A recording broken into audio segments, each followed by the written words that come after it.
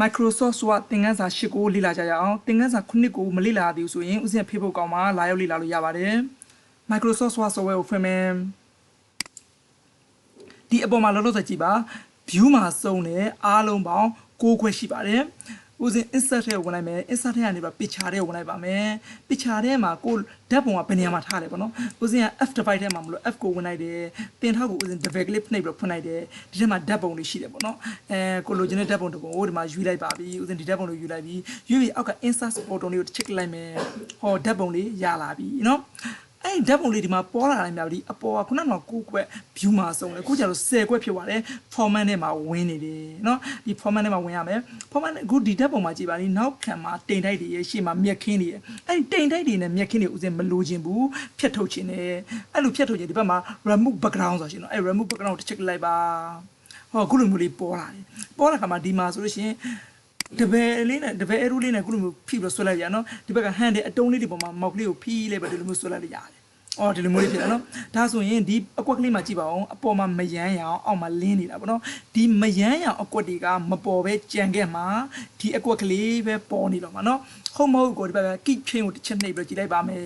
ခုနကမယမ်းရအောင်အကွက်တွေအားလုံးပျောက်သွားပြီနော်ငကိုတိုင်းပြန်လိုချင်တဲ့အတွက် remove background တွေကိုပြန်ဝင်လိုက်မယ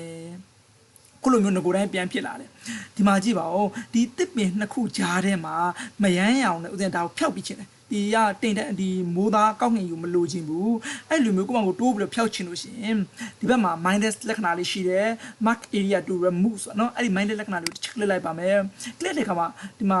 စုပ်တန်လို့ခဲတန်လို့ဟာမျိုးလေးရလာတယ်เนาะအဲ့ဒီခဲတန်လေးလည်းမလိုချင်တဲ့အပိုင်းမှာ dash ဆိုတစ်ချက်ထောက်လိုက်ပါမယ်ခုလိုမျိုးလေးမရမ်းအောင်ပဲဒါဆိုရင်ဒီအောင်မပေါ်တော့ဘူးเนาะဒီမှာသူ့လက္ခဏာအနှုတ်လက္ခဏာတစ်ခုဒီမှာလည်းပေါ်လာတယ်ဒီမှာဆိုရင်ဒီလူကလေးနဲ့လူကလေး2ယောက်ရဲ့ဓာတ်တိုင်လေးရဲ့ဂျားလေးထဲမှာလစ်နေတယ်နော်အဲ့ဒီနေရာလေးကမယမ်းအောင်ဖြစ်နေတယ်မပေါ်ဘူးအဲ့ဒါကိုဥစဉ်ပေါ်ခြင်းတယ်အဲ့မျိုးဆိုလို့ရှင်ဒါထပ်ပေါင်းထဲမှာပေါ့နော်ပေါင်းထဲပို့တော့ဒီဘက်မှာဆိုရင်အပေါင်းလက္ခဏာရှိတယ် mark area to keep နော်အဲ့ဒါလေးကိုတစ်ချက်လိုက်မယ်ခုနတိုင်းပဲခဲတန်လေးရလာမယ်အဲ့ခဲတန်လေးနဲ့လိုချင်နေမှာ dash ဆိုတစ်ချက်ထောက်လိုက်မယ်ဟောခုလိုလေးဖြစ်နော်ဒါဆိုရင်ကိုပေါ်ခြင်းနေရာလေးဒီဟာမှာဥစဉ်ဒီလက္ခဏာလေးဒီမှာသူကသင်္ကေတလေးရှိနော်ဥစဉ်ကလောက်ထားတာလေသင်္ကေတလေးဒီသင်္ကေတလေးကိုမလို့ချင်းဒီမှာတစ်ခုတော့ဒီမှာထပ်ပြီးချက်နေပြမယ်နော်ဒါမှမဟုတ်ဒီလိုမျိုးဆွဲလိုက်လို့ရဒီလိုမျိုးပေါ်ရဒီသင်္ကေတလေးဥစဉ်မလို့ချင်းဘူးဒီမှာဒါဆိုဒီမှာထပ်ပြီးဥစဉ်ထပ်ပြီးဆွဲပြမယ်ဒီထိပေါ်နေမှာပေါ့နော်အဲ့လိုမျိုးဥစဉ်မပေါ်ချင်းဘူးဒီသင်္ကေတကိုပြန်ဖြတ်ချင်တယ်ဖြတ်ချင်လို့ချင်းလောပါပဲဒီဘက်မှာဆို delete မှာဆိုရှင်အဲ့ဒါချစ်လာကလစ်လေးပဲဒီမှာအဲ့မလို့ချင်းတဲ့ပုံမှာမခုနဲ့ dash ဆိုတစ်ချက်နေနော် dash ဆိုတစ်ချက်နေလိုက်ဒီမလို့ချင်းတဲ့အပေါ်ဒီမှာဒီလိုမျိုးလေးနှိမ့်လိုက်ဒီတိုင်းလေးပြန်ဖြစ်သွားနော်ဒါဆိုရင်ပါဒီဒီထပ်ပြီးတိုးချင်လို့ရှိရင်အပေါင်းနေshort ချင်းအနှုတ်ကိုနေကြိုက်တယ်လို့ရနော်ကဲဒီတိုင်းလေးကြိုက်ပလားကြိုက်ပြီဆိုလို့ရှိရင်ဒီဘက်က keep chain ကိုတစ်ချက်လိုက်ပါဟောဦးဇင်းတို့ဖန်တီးထားတဲ့အတိုင်းဒီမှာနောက်ခံ background လေးတွေဖြဲလဲပြီးခုလိုပုံလေးရလိုက်ပေါ့နော်ကဲငကိုတိုင်းပြန်လိုချင်အတွက် remove background လေးကိုပြန်ပြီးတော့တစ်ခါဝင်လိုက်မယ်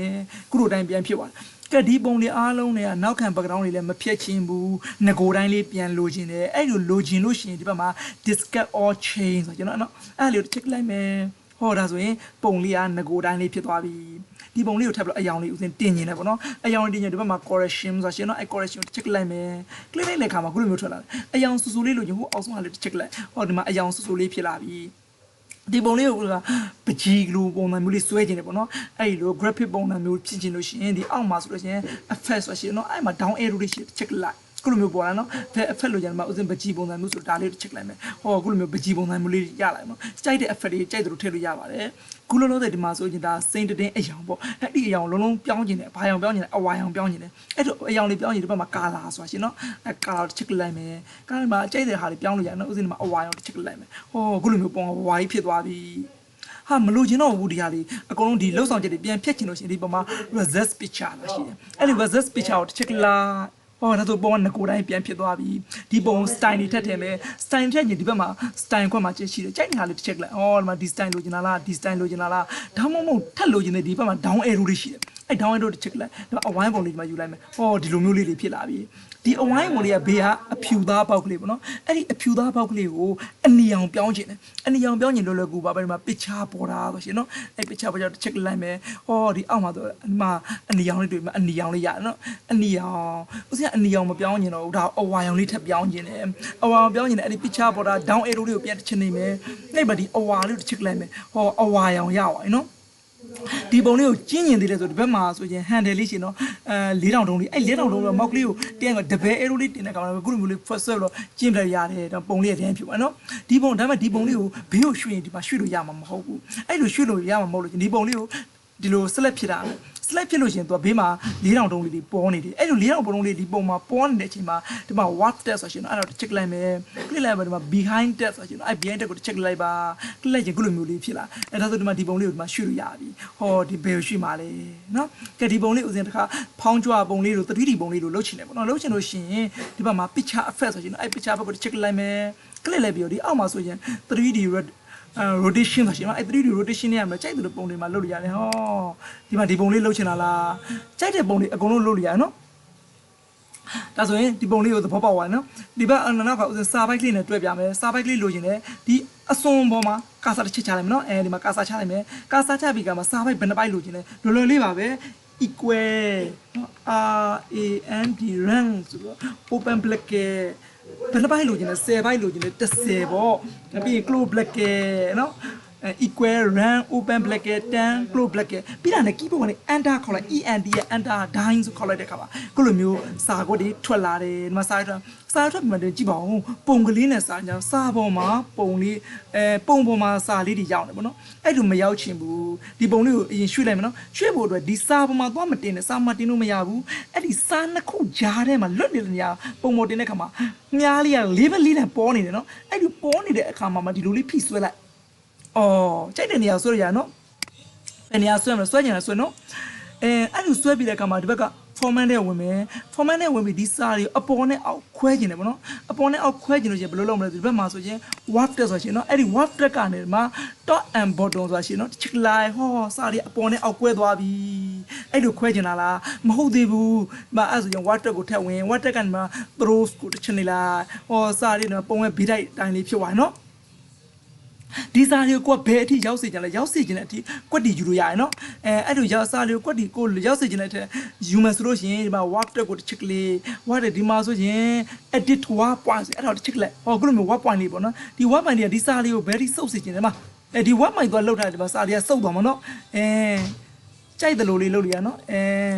ဒီမှာကြိုက်တဲ့ပုံစာလေးကြိုက်တယ်လို့ဘေးနားလေးကိုရွှေ့လို့ရတယ်နော်မှာအဆုံးမှာကာစာချမယ်ကာစာချပြီးစာရွက်အသစ်ခေါ်မယ်ဘယ်လိုလုပ်မလဲ keyboard ကနေ control နှိပ်ပြီး enter ခေါ်လိုက်မှာပေါ့စာရွက်အသစ်နောက်တစ်ရွက်ရလာမှာပေါ့အဲ့ဒီစာရွက်ပေါ်မှာဓာတ်ပုံလေးနောက်တစ်ပုံယူမယ်ဓာတ်ပုံယူပြီးတော့ဒီမှာ insert ကိုဝင်မယ် insert ကနေ picture တဲ့ပြောင်းမယ် picture နဲ့ဥစဉ်ဒီမှာလူပုံတစ်ပုံဥစဉ်ပုံလေးပေါ့နော်ဟိုယူပြီးတော့ insert ပေါ်တုံလေးကိုနှိပ်လိုက်မယ်ဒီမှာပုံလေးရလာပြီနော်အဲ့ပုံလေးရတယ်ဒီပုံလေးကိုဖိလေးဒီလိုမျိုးလေးဆွဲလိုက်မယ်ဟောပုံလေးကဒီမှာသေးသေးလေးဖြစ်ရနော်ဒီပုံလေးကိုရွှေ့ကျင်တော့ဘယ်လိုလုပ်မလဲ word text ကနေလဲပြီးရော behind text ကနေဒီပုံလေးကိုဒီမှာကိုလိုချင်းအနေထားလို့ရွှေ့လိုက်မယ်နော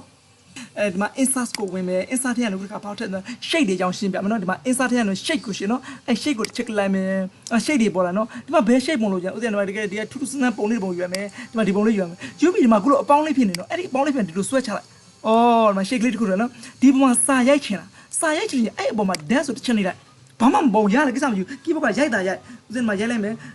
WTYD ဟောရတယ်နော်အဲ့ WTY ဆိုတဲ့ဟာတော့ဒီမှာဖိတယ်ပဲဆက်လက်ပြီးလိုက်ဆက်လက်ပြီးတာနဲ့များပဲဒီမှာဘေးကဘောက်ကလေးပေါ်ဒီမှာလှုပ်လို့ရတယ်အဲ့ဒီကမလှုပ်ချင်ဘူးဆိုတော့ဟိုးလေးကိုဝင်ပေါ့ဟိုးလေးကနေမှာဘယ်အရွယ်စားလှုပ်ချင်တာ10နဲ့24လှုပ်ချင်တာလား23မှာ36လောက်ထားမှာကြီးကြီးလေးပြောနော်ကဲဒီဟာလေးအယောင်စားလေးအယောင်ထက်ပြောင်းနေတယ်ဘာယောင်ပြောင်းနေတာလဲအနီယောင်ပြောင်းနေတာဒီမှာအနီယောင်ပေါ့ဒါလေးရှေ့သင်္ကန်းသားတွေမှာရှင်းပြီးသားနော်ဒီမှာအနီယောင်လေးဖြစ်သွားပြီနော်ဒီလူပုံလေးနဲ့အဲ့ဒီပုံလေးမှာဖိကြည့်လိုက်မယ်ဒီမှာဆိုရင်လူပုံလေးကနောက်မှာစာကအပေါ်မှာနော်အဲ့ဒီဟ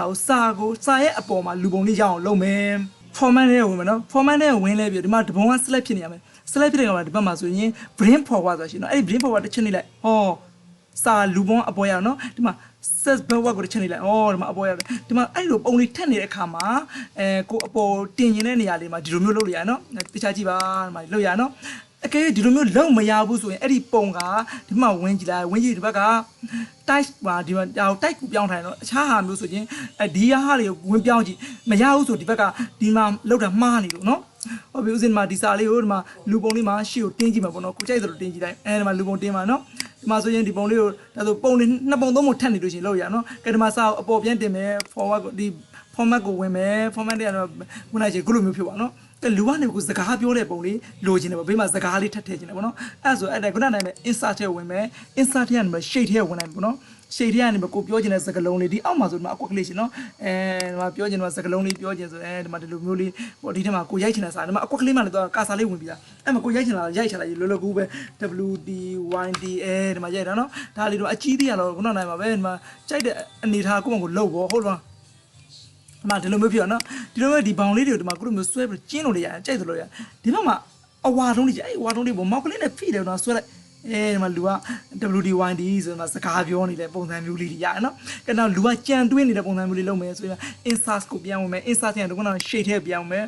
အောက်မှာဒီမှာရှိတယ်နော်အများကြီးပဲရှိတယ်နော်အဲ့ဒီကမကြံတဲ့ပုံစံဒီကလေးတစ်ချက်နေမယ်။ဒီလိုဆိုရင်ဒီမှာကြံတဲ့ပုံစံပဲဒီထဲမှာကဲပါရိုက်မလဲဥစဉ်မှာရိုက်ချင်တဲ့စာပေါ့နော်